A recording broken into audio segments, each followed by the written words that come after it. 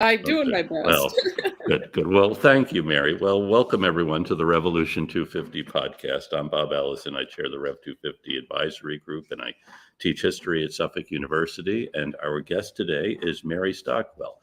Um, Mary Stockwell is a writer who lives in Ohio. She has for a time was a professor at. I'm apologizing. I have the name written down. Lords. Lord's University in Ohio. Yes. And then she gave that up to become a full-time writer, spending a couple of fellowships at the William Clements Library at the University of Michigan. And she is the author of many books and essays, but the one we're here to talk about today is Unlikely General, Mad Anthony Wayne and the Battle for America. So Mary, thanks for joining us. Thanks for inviting me. So Anthony Wayne is really an interesting character we learned from your book. And I think, first, why is he called Mad Anthony? He was originally given that name because of his terrible temper. Really? He could blow up, lose his temper more quickly than any man, and then calm down more quickly than any man. That's where it comes from. But after he fought in Virginia, where he has this battle at the Green Spring Plantation, he thinks he's just going to attack the baggage train of Cornwallis as it's leaving. He realizes as he faces the enemy, he's facing the entire line of the British. He, for once in his life, doesn't know what to do on the battlefield. And he remembers that I think General DeKalb down at the Battle of Camden was in the same situation. And what he did was attack, shock the enemy, and then get out of there. And that's what Wayne did. He attacked, shocked the enemy, got out of there, lost most of his horses and equipment. But when that trickled back into the northern newspapers, especially in New Jersey, they started to say, "Mad, he's out of his mind." And then that clicked and that stuck with him. To this day, if I told people I was going to write about Wayne, they said, "Well, he's mad. He's a madman." And I would go, "What does that mean?" "Well, he loves killing and murdering and slaughtering." And I started to say, would it surprise you if I told you he was terrified of the Indians, didn't want to come west, and considered war a horrid trait of blood? He was not the man of myth and nicknames when I started to study him. It's interesting. And, mentioning how he remembered something DeKalb did, he also had studied Julius Caesar and ancient history. So he had in his mind a lot of tactics and strategies from the heroic era. Yeah, he thought all he knew about war when he goes off to join George Washington, all he really knows is what he read about Julius Caesar. Yeah. And he imagined battles were these glorious things, you would win them, and then you'd come back and you'd win all these laurels. In the opening battles of the war, he always thought, well, this is just going to be like Caesar. We win, we go home in glory. And it didn't work out that way. He kept pushing Washington in the beginning. You're Caesar, you're Caesar. Yeah. Oh, he wasn't Caesar. And then he came to admire him even more. He realized in the end, war was not as glorious as he had dreamed when he was a boy. Yeah. He and Washington have a really interesting relationship over the course of the war and then after, that he sees Washington as Caesar, then as he said, he realizes that he isn't and comes to admire him more for it. But then he and Washington, he's extraordinarily loyal to Washington, who faces a lot of challenges from other officers. Yeah, the transformation for him comes at a Valley Forge. When he wants Washington to attack to the bitter end, Washington retreats to Valley Forge, and Wayne realizes, oh, this is a new kind of war. He knows this is a new kind of war. He knows we're fighting for this new kind of government of the people. But he said, it's not all glory. It's George Washington is a leader who keeps the army in the field. He might lose many battles, but he keeps the army here. It's up to the government to get going. And he's here in service of that. So when George Washington would say to his generals, we're out of food, you have to go get food. Go get cows, pigs, whatever you can find. Everyone was furious at him, but Wayne said, what do you need? And he went out and got it. He wrote beautiful letters to Washington before and after every battle. Yeah, he really gives a very good description about what happened and why. That is not simply a description, but an analysis of where things went right, where things went wrong. And he's gathering supplies even as the British are mocking him as a cattle drover. Yeah, they do. They mock him. There are stage plays in London where Wayne is starring at the moment as he's looking for food in Pennsylvania. They're mocking him as the drover, the cow chaser who's out there finding food. That doesn't bother him, and he never loses his devotion to Washington, even when he comes out west. And he's furious at Washington for, you're not seeing reality out here. Your dreams of peaceful negotiations probably won't work. He remains loyal to him till the bitter end. Yeah. He comes from a relatively privileged background. Can you tell us a bit more about his background, how he got into? He would be considered one of the wealthiest generals in the American Revolution. His family were farmers. They had a huge farm. You can still go see his house. The house is built by his family, Waynesboro. And they also ran a tannery. He was also the local banker for most of the farmers in the area. So he had a lot to lose. He had a lot to give up. And he walked away from that. It was up to his wife, whom he will lose in this war. They will break apart in their emotions and feelings for each other. She had to run the farm for him. And again, it's still there to this day. You can go see it. And then essentially he never comes back to the farm, to Not his really. wife. Yeah. Not really. The few times he comes back, and he thinks, this is where I should be. I should be here with my wife. I should be here with my two small children. And he gets pulled back. Washington will say, you've got to come back. You've got to come back. And at times he'll say, right before Yorktown, it's like, if I stay, then I'll stay to be a husband and a farmer. And once he goes back at Yorktown, his wife never forgives him. They break apart emotionally. And even when he does return after the war, his heart is elsewhere. It's like, I don't know if he can't live a normal, calm life. He's been through too much, and life on the farm is impossible for him. So he's back into politics, begging Washington, give me a job. I'll do anything to help you. Yeah, and he does hold elective office. I mean, before the war, he becomes a leader in the community, pushing for for independence and a change. And then he arrives in Long Island with his beautiful uniform and horse, to putting himself at the service of Washington. But you're right; his home life does fall apart, and his children become estranged as he is. And you wonder how much of this is he not being able to, or is it the call of duty, or what is it? I don't know. And I keep thinking, think about how we look at the American Revolution and we idolize John Adams and Abigail Adams. And we write books about them, and we have 1776, the play and movie about them, and they were able to hold their marriage together. I wonder if Wayne was the more normal story, that these men would go off and be gone 8, 9, 10 years, and the strain was just too great. And there's something about him too. I don't know if he was the kind of man who, once he was worshipped by women, he goes off to the revolution. He's a hero if he has to have that adulation almost to the bitter end, and that helped to break up his marriage. He'd be like a rock star or a sports figure, a movie star today. That's what these guys were like. Yeah, and then the passwords he uses for a lot of his camps are names of women with whom he's had relationships. Yes. He keeps their memory alive, even all the way out to the Ohio country when he comes to fight. The great love of his life is, of course, Nathaniel Greene's wife, Catherine Greene. He worships her. She's not as interested in him. When she has an opportunity, she doesn't take it with Wayne. But she was definitely his ideal, and she of course is with the army for most of the time. She stays his with wife the is at army. home. Mrs. Wayne, Polly doesn't come. She has to stay on the farm and stay with her children. There's even one opportunity where they could meet, and he begs her, come see me, and she goes, no. So it breaks apart. What is fascinating, though, to me, is that Wayne never stops writing to his wife. Before every battle, he writes to Washington, you're going to be Caesar. When Washington loses, he writes to him, we're still in a good position. Before every battle, he's convinced he's going to die. He writes to his wife, I'm facing death. I think this is going to happen. This is going to happen. When it's over, he writes to Washington. He writes to his wife, and he said, Polly, I'm alive, and this is what happened in the battle. Stunning, like you said, a stunning analysis of what went right and went wrong. He never stops writing to her.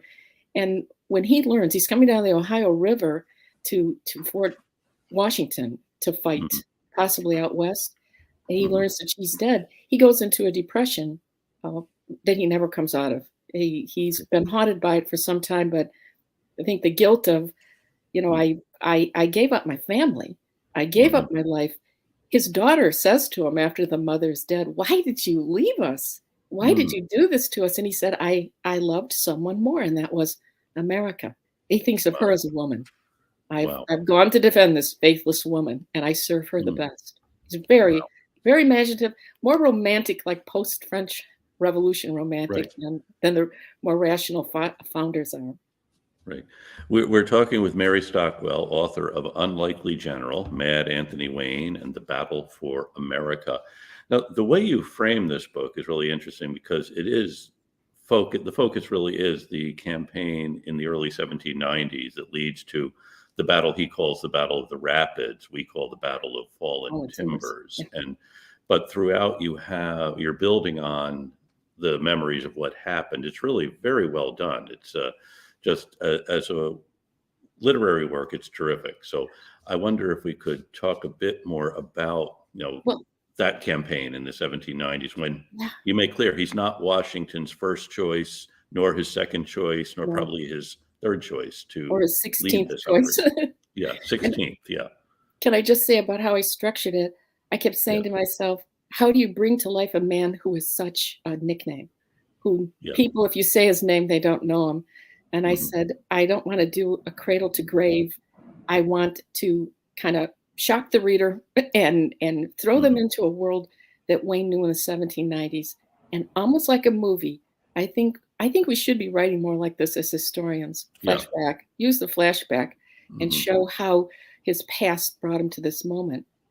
When Anthony Wayne is at his lowest point, which is late 1791, early 72, I'm sorry, 92, he's just been thrown out of Congress for questionable voting. He Yeah. ran for office down in Georgia to try to get out of uh, prison for debt. Yeah. George Washington uh, comes to him and asks him, "Will you raise this army? We've got to go west.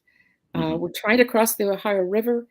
I'm trying to negotiate. I want peace, but we've Hmm. got to cross that river or this country dies on the vine." Two Yeah. armies. There have just been two disastrous Two, battles with the native people in yes. Ohio. Um, Little Turtle has put together a confederation of all the tribes north of the Ohio River. Most of those tribes have already signed treaties allowing the Americans to cross north of the Ohio River, but Hmm. they decide not to follow them.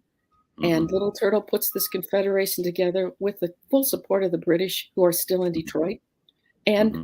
they tell Washington, "You cross that river, it will run red with the blood of your soldiers." Hmm. He says, "I'm going to continue to negotiate.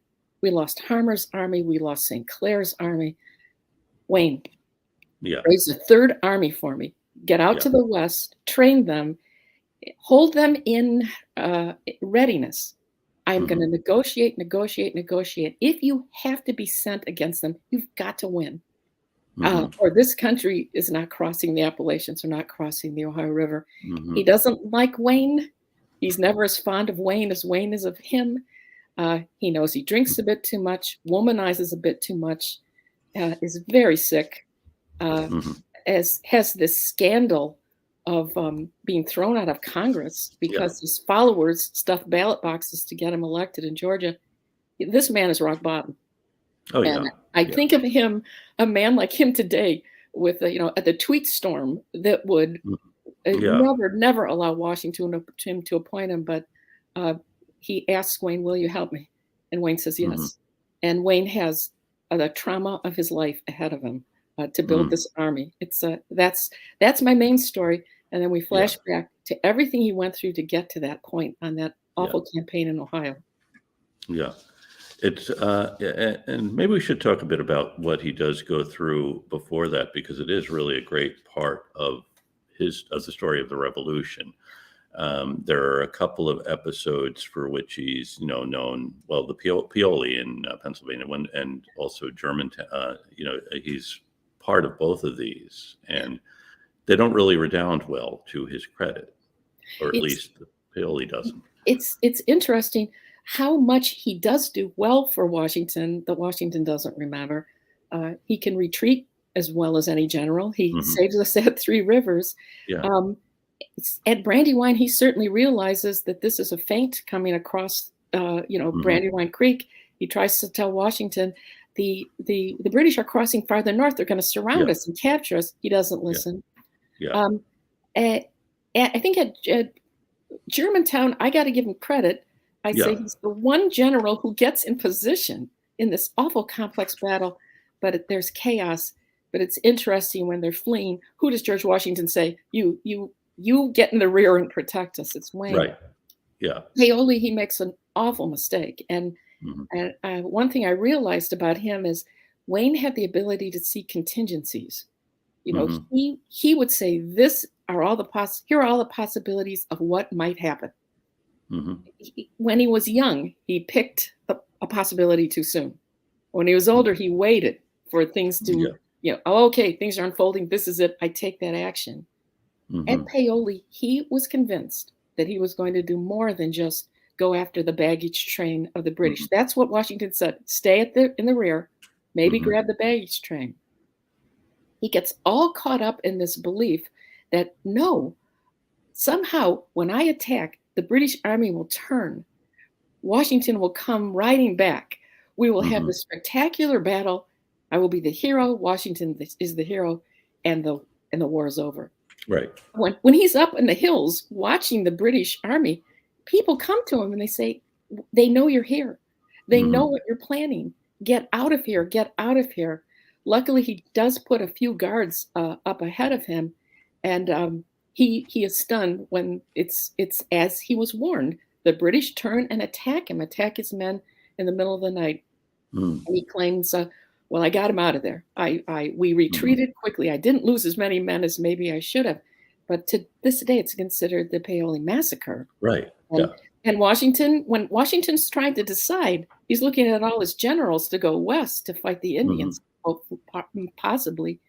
He's got a list of 16 men. He said they're all sick, old, tired. It's only been 10 years since Yorktown. Yeah. And do I want to take Wayne? He's vain, spends too much money on his men. And every now and then he makes big mistakes because he's too enterprising. He's too convinced he knows what's going to happen. And he thinks of that. He thinks of the mutiny, of Wayne's men mutiny. And he thinks of, again, Green Spring, when he got the nickname Mad Anthony. Yeah. He does actually. His men mutiny toward the end of the war, and that's one of the big episodes in 1783. The war is pretty much over, but the men are still in the field, and they want their money. Yeah. And so he has a number of mutinies.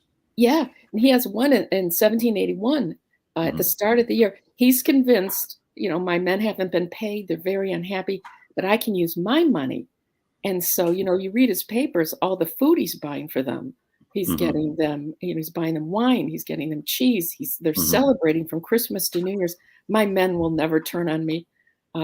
They turned on him and they held a gun to his chest. Get out of the way. We'll kill you. And they marched to Philadelphia. He follows them and negotiates an amnesty for them.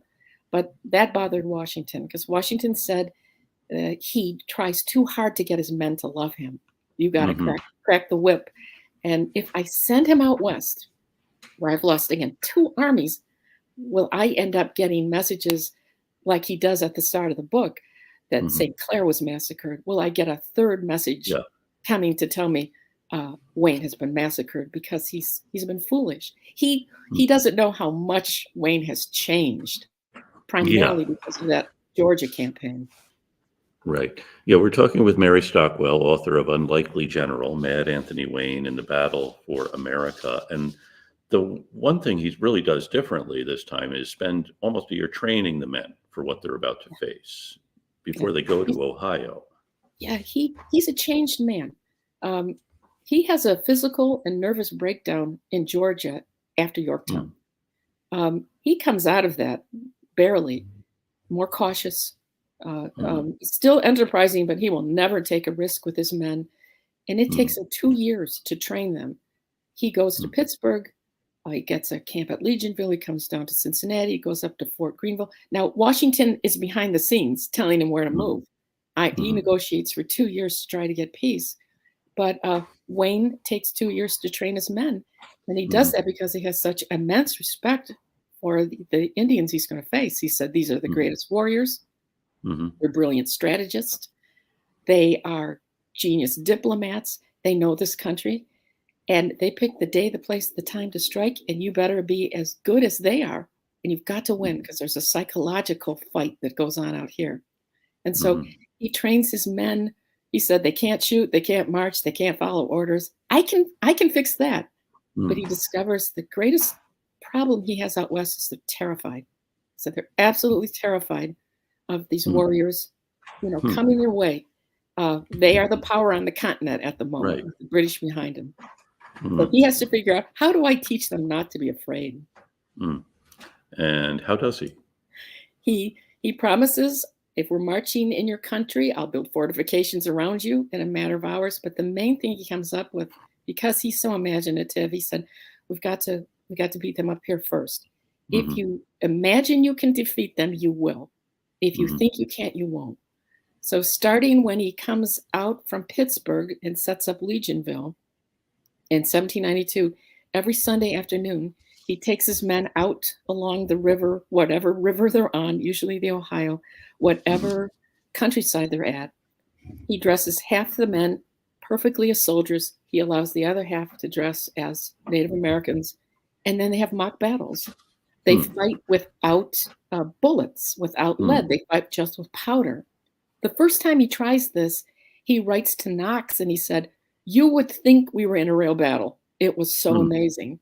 He's got a young William Henry Harrison with him, a young William Clark of Lewis and Clark.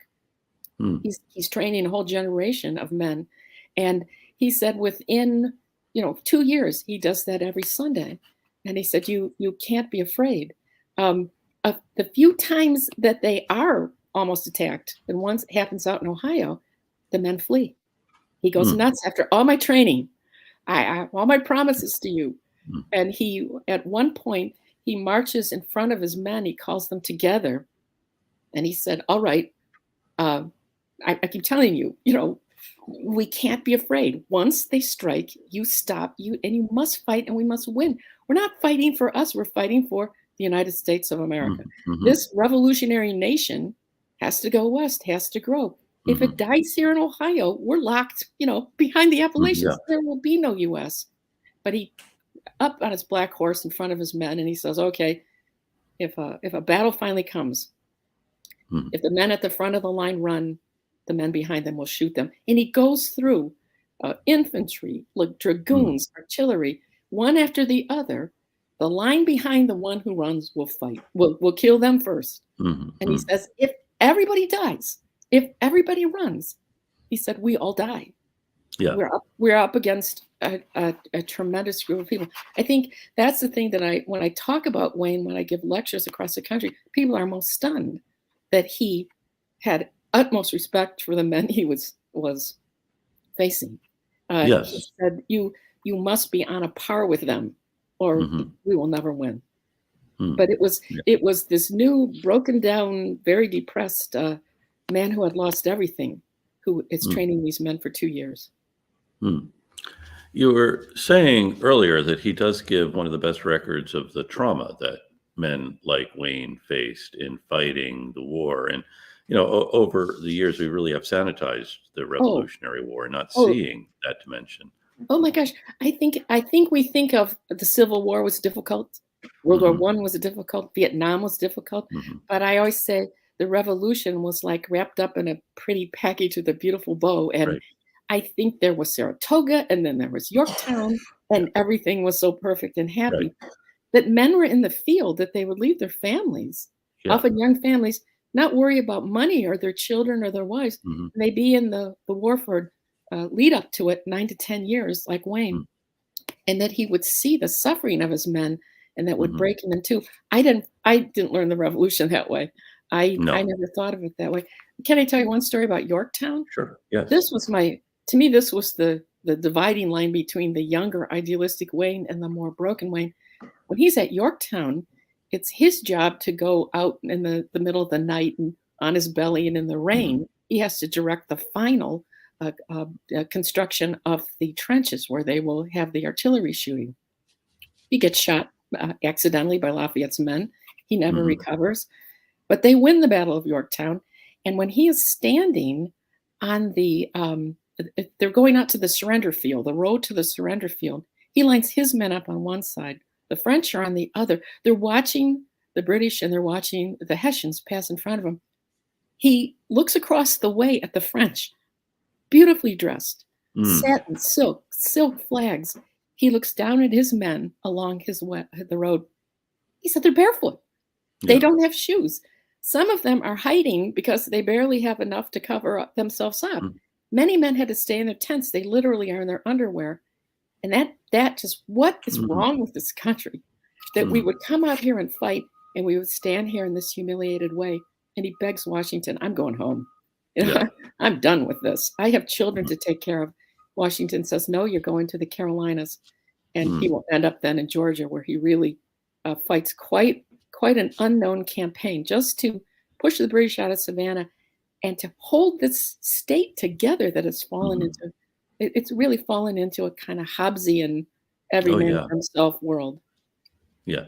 He finds, we often think Yorktown ended the war, but as you show, there's a lot of fighting. And Georgia and the Carolinas really are a battleground. As you said, it's Hobbesian. It's every person fighting against every other person. And so it's like the fear that people had that if we really did have a democratic revolution, we'd be at each other's throats. Right. That you need the kings and the nobility. And for us to say all men are created equal and then we the people, that's madness. Yeah. But he goes and he believes in it. Of course, he thinks the U.S. is a turning point in history, that we're saying goodbye to the kings and the nobility. Greene gives them 500 men. He sends them to Georgia, and he says, you got to push the British out of Savannah. But the patriots are fighting, and the loyalists are fighting, the Indians are fighting, and slaveholders are fighting with slaves, whites, blacks, reds.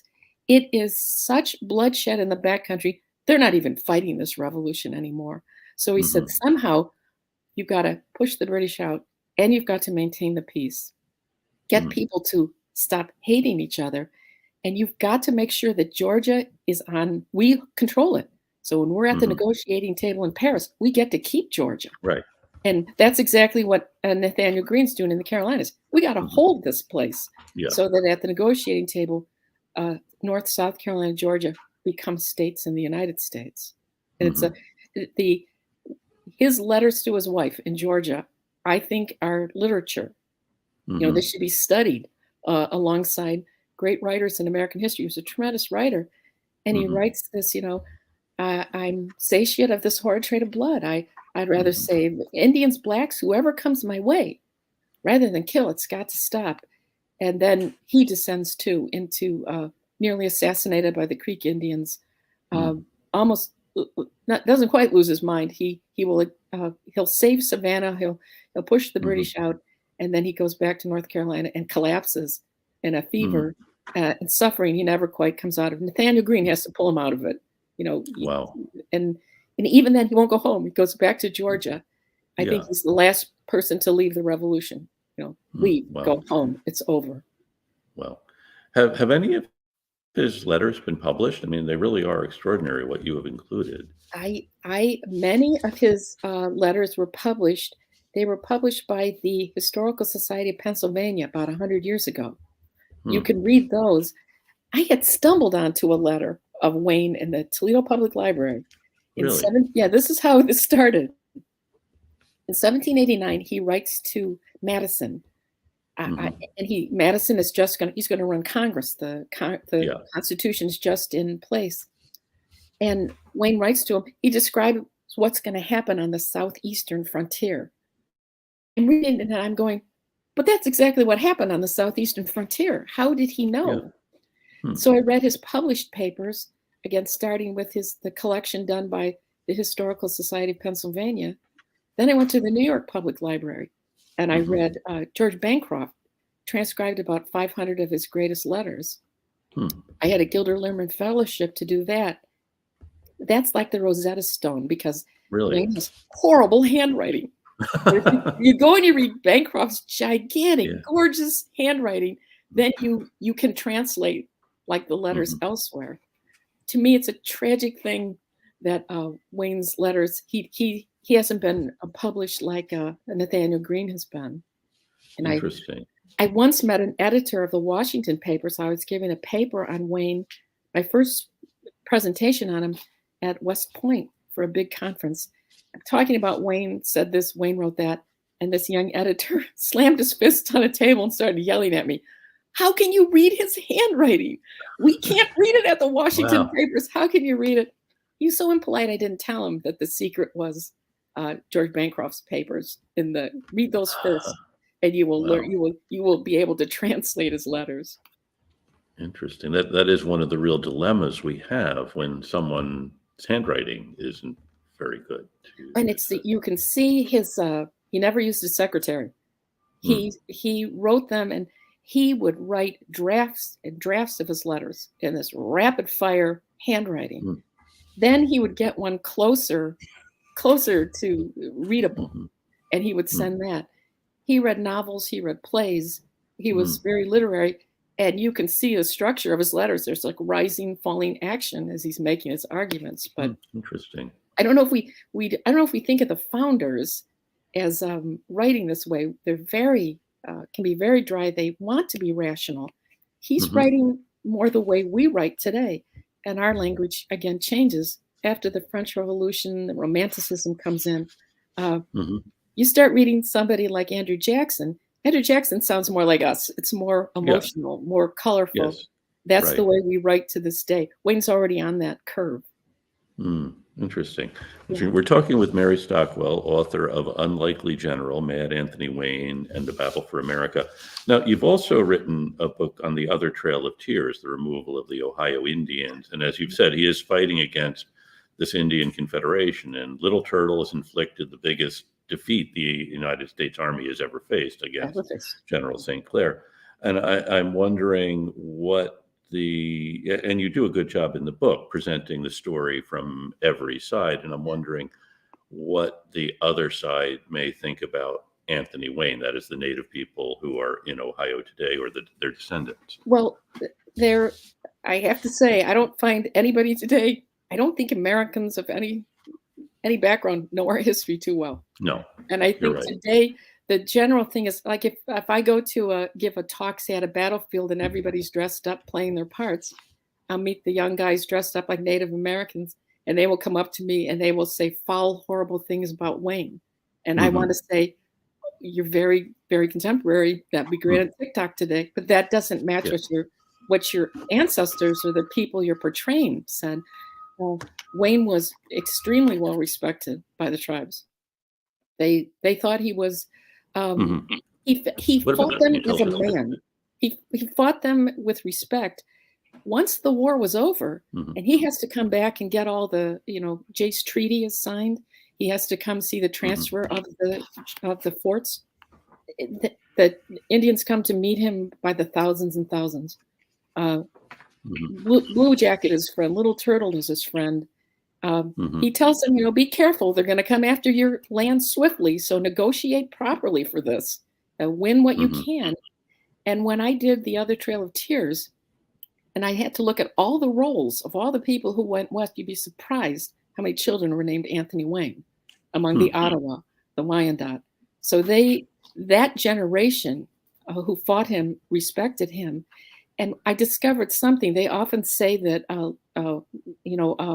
Little Turtle didn't want to fight him. He said, this is the black snake who never sleeps. This is a guy who's fighting us like us. We can't defeat him. I've since discovered, doing research on Tecumseh, everybody knew him already along the Appalachian Mountain chain. Farther south, the tribes called him Lightning, even before he fought at Fallen Timbers. So he was respected. He was feared.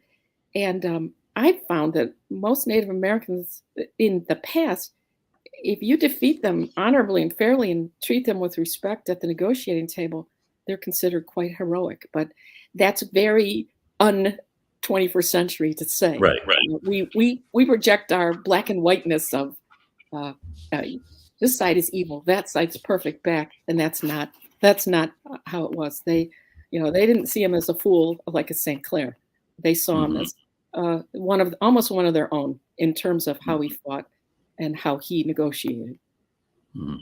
Yeah, he does learn from the way they're fighting, what the way is to fight. That is one of the great capacities he has, is Yeah. to figure out, see the contingencies, and also anticipate what the enemy might do. Yeah, and if you read him when he's down in Georgia, and he's first, it's 1782, 83, and he's trying to deal with all these tribes. The speeches he gives to the Indians are you want to die of embarrassment. He doesn't know anything about them, and he says, Mhm. "Gentle brothers of the forest, stay Mhm. out of the white man's battle." He's clueless, and we still are Yeah, clueless to this day that the Creeks are very involved in the economy, and he's in the way of their trade with right. Savannah, so they attack him. Um, when he gets the assignment in 1792, he reads everything he can about the Native Americans. He talks to anybody who knows them. Mhm. He talks to missionaries who came out here and worked with them. And by the time he gets out to Pittsburgh, he talks to the Seneca chiefs, the Iroquois chiefs. He's a changed man. He has a knowledge of them that Mhm. we would today get if we studied Native American history, Mhm. with an understanding of who these people really are. And Mhm. he comes west, and he never thinks he will be able to defeat them. Mhm. We can't do it, no matter how I train my men. Yeah. After he wins at the Battle of the Rapids, he's convinced he didn't win. He Yeah. goes back, he builds Fort Wayne, he goes back to Fort Greenville. He said, "I don't think I won." They Mhm. disappeared, they didn't come in to negotiate, and he goes through his final agony of, "I can't do this again. Yeah. I can't raise a fourth army. I can't train my men. I cannot physically and mentally do this. They it it's over." He's stunned in February of 1795. Snow-covered Greenville. They see it's Blue Jacket coming towards him Mhm.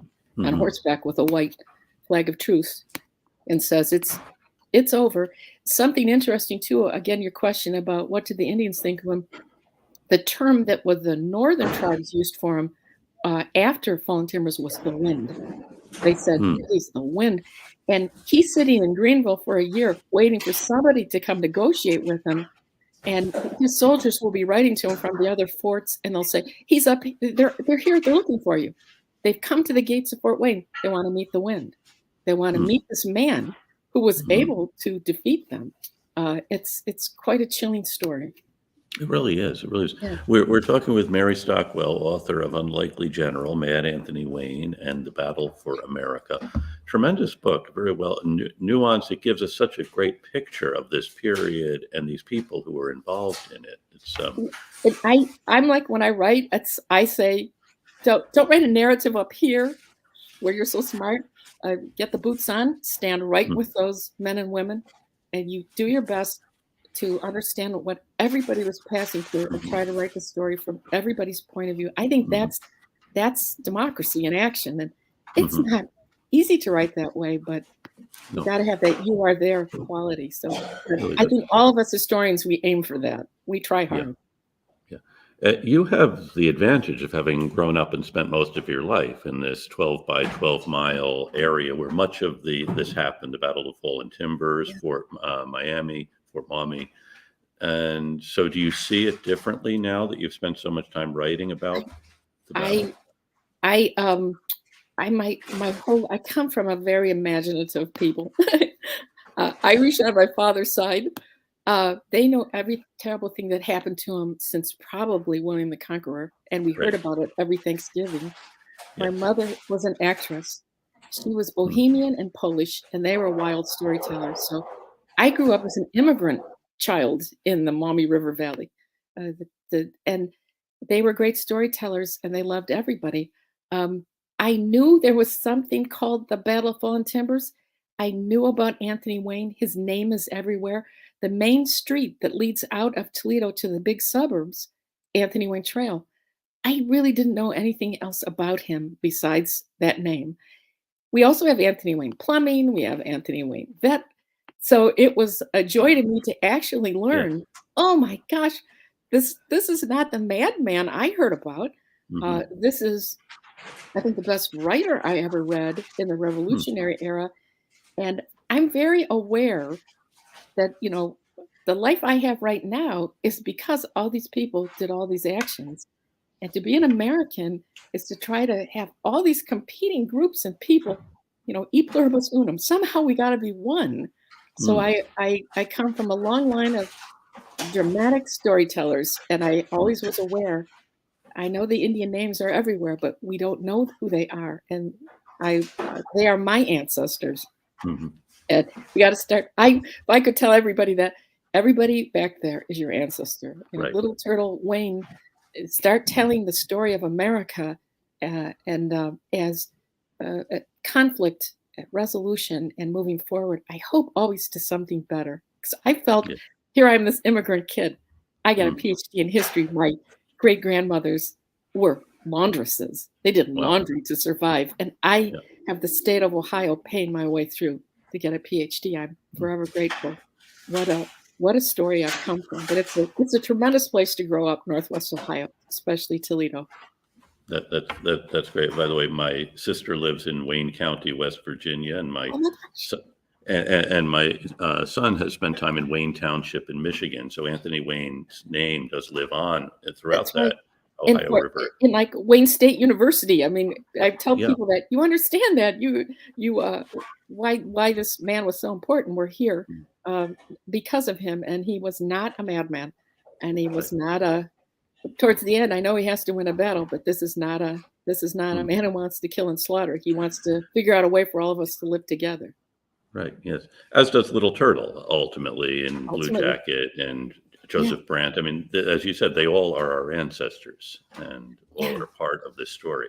Yeah, so there's a rumor on my English side of the family that we are loyalists, Mm, who left the Mohawk River Valley with Joseph Brandt, and really? that I have an ancestor 8 generations back named John Stockwell.